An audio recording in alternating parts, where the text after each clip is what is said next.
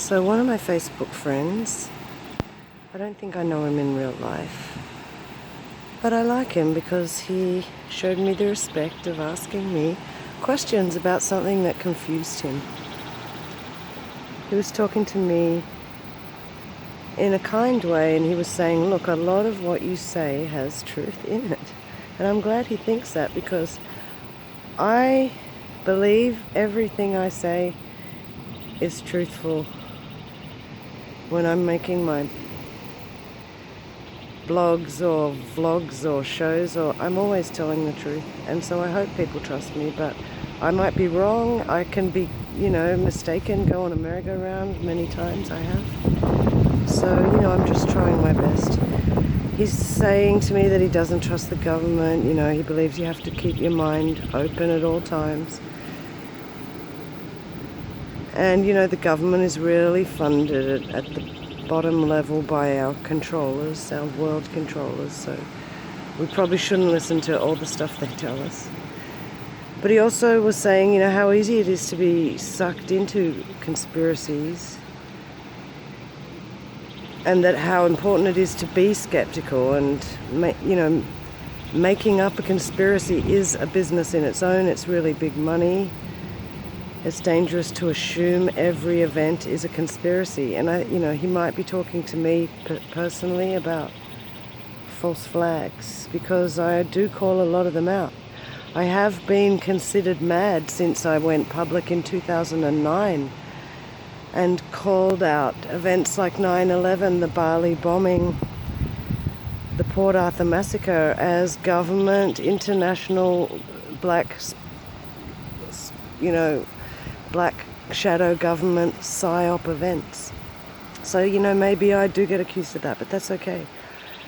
So I know now that he's talking to me about, it's just as stupid to believe every event is a conspiracy as it is to believe that the government is for the people, right? So that's true, and I'm not saying every event is a conspiracy. Look at the people involved. If their crying is real, if it makes me feel, or if they've got terrible actors and terrible stories. But anyway, I understand what he means when he says one incorrect belief can discredit all the credible work that somebody does in the mind of an average person. But I'd like to qualify that by saying I'm not speaking to the average person.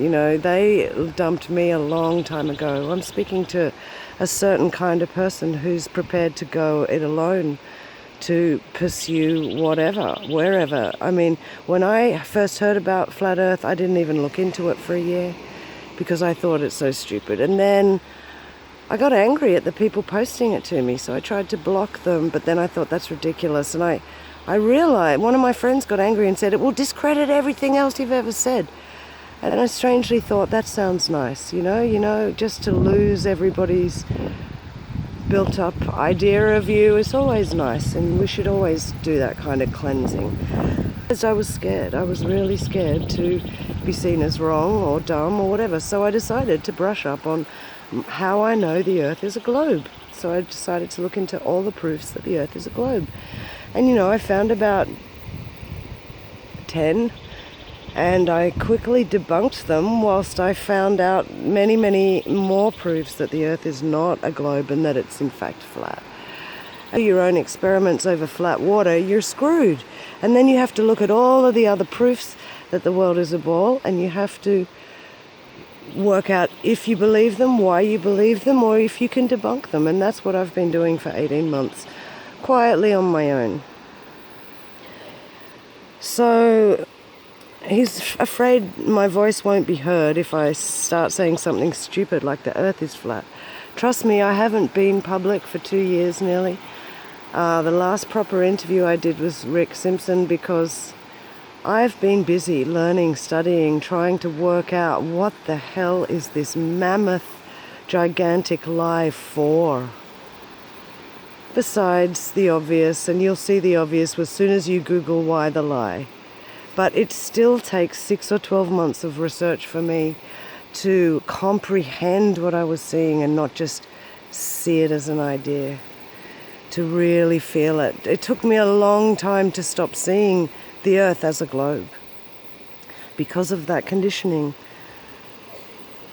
And then this beautiful guy says, wouldn't you say there is sufficiently more proof it's round than it's flat? And I have to say no.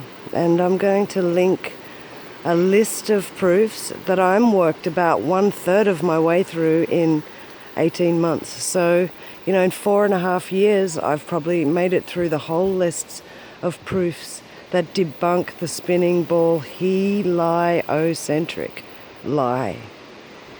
He lie. He certainly does. Yeah, and what's my main source of evidence for cementing your belief Earth is flat? Sitting on the seaside and measuring for curvature. Once you've done that, all the NASA videos, all the fakery, all the moon landing hoax, all the ISS hoax, all the harnesses, the green screens, the bubbles in space, the underwater ISS, it all starts to make sense. Then all the programming, all the schooling, all the Star Trek, all the Star Wars, all the globes, all the globalism, all of the spell makes sense. All of the atheism, all of the hatred and the hurt and the non-compassion or non-empathy for fellow beings, including animals. It all starts to make sense. Everything's topsy-turvy world. It's been turned upside down, literally.